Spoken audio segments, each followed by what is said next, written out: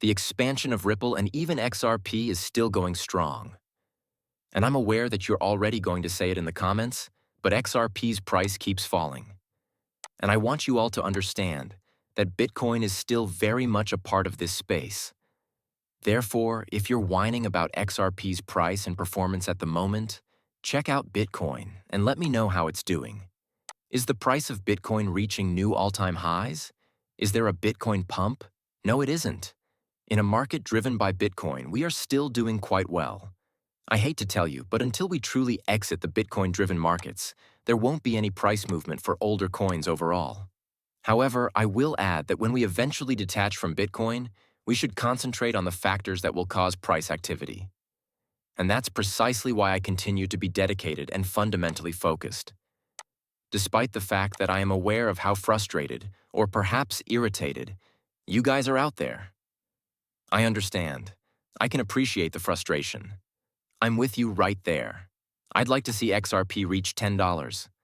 Who wouldn't want to watch XRP go completely crazy and pump to a new all-time high?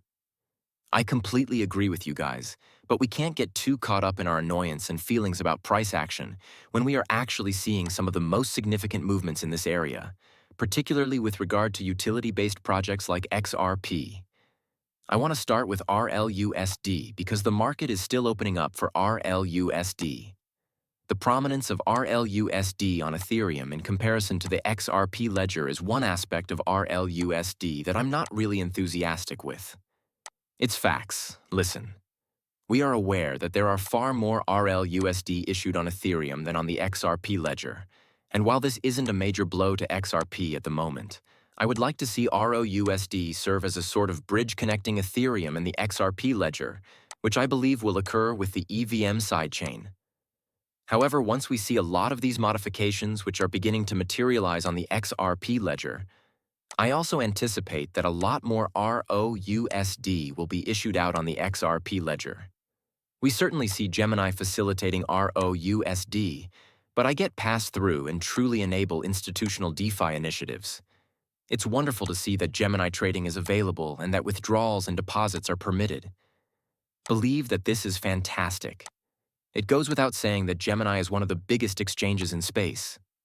We therefore enjoy seeing that, and as I mentioned earlier, we did observe a slight decline in ROUSD on the XRP ledger side at the moment since we were trading at roughly 94.5 million. About 39.5 million remain. I'm not thrilled about it, but it's a very big hit. ERC20, often known as Ethereum-based ROUSD, is currently valued at about 250 million. Therefore, Ethereum has a lot more information than the XRP ledger. But the holders and the monthly active addresses are one thing I'll notice, and I'll kind of make you guys see it too in this video. You notice something really intriguing. It's kind of fascinating to see that there are more monthly active addresses on the XRP ledger around ROUSD than there are ROUSD holders on Ethereum. Additionally, there are 28.7 thousand ROUSD holders overall on the XRP ledger as opposed to 2.5 thousand. Very intriguing. Even though the circulation supply and bridge supply are down on the XRP ledger and the overall token supply, we can now also observe the monthly transfer volume. We could observe that the monthly transfer volume, which is currently at over $337 million, has increased significantly over the past 30 days, by almost 3%. I'd love to see that. However, it goes without saying that I would like to see a lot more RLUSD issued on the XRP ledger. However, RLUSD is becoming highly successful if we look at the monthly transfer volume, which is still growing roughly 47%. Additionally, I want you all to know that whether it succeeds on the XRP ledger or Ethereum is not really important to me. Why? Well, Ripple no longer needs to sell XRP because stable coins like ROUSD generate income for the company. Therefore, there is simply no justification for suppressing the price activity of XRP. We won't have to worry about XRP price suppression once they start making a lot of money off of ROUSD, which I believe will take a little longer. As we can see, the number of holders on the XRP ledger has been far higher than that of Ethereum.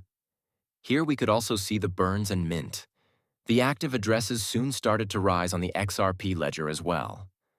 Due to the fact that May is still ongoing, we will likely witness a slight decline in this area. As the month draws to a close, I will undoubtedly be paying close attention to this. Naturally, we could also see the volume of transfers. Now, in addition, many changes are being implemented on the XRP ledger, as I mentioned. In actuality, institutional players are being enabled by this. In reality, this is deep freeze. The XRP ledger, which was created for issuance tokens only and not XRP, is fully operational. It provides crucial safeguards for institutional-grade tokenization, fraud protection, regulatory compliance, and sanction enforcement. This is enormous. In actuality, this is really significant for institutional players. On the XRP ledger, we can really observe that the deep freeze is bolstering institutional asset control. Well done, Max Avery. Yes, he produced a video. I will not play his video. Go check it out if you guys are interested. I strongly advise that you all do. However, Max's statement is essentially the best way to sum this up. With a single command, deep freeze enables issuers to immediately lock down all of their tokenized assets. It's all frozen. This provides the control that banks and other financial institutions have been requesting. Put an immediate stop to fraudulent activity. Fulfill compliance requirements as soon as possible. Keep XRP itself untouched, quick, and free.